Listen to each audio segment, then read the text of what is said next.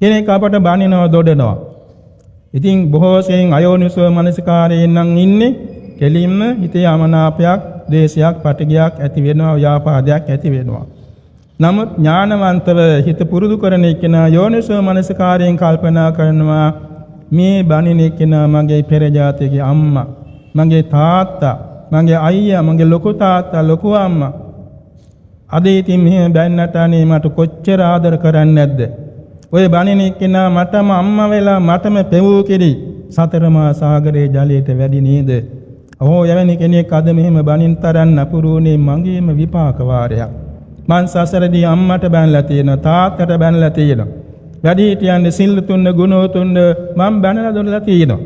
ඒක විපාක මට මේ ආවා. නේ මට වාගේ මේ බයින එක්කෙනාට මේ විපාකයක් නොවේවා.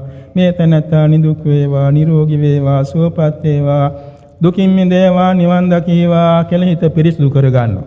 එතකොට යෝනිසෝ මනසිකාරේ තවත් දුරට ගැඹුරට හිතෙනවා. දැන් මේ බණින එක්කෙනා බණින වේලාවේ ඔහුගේ චිත්ත ඡායසුක ධර්ම ඒ තැනම ඇතිව නැති වෙන යන අනිත්‍යයි.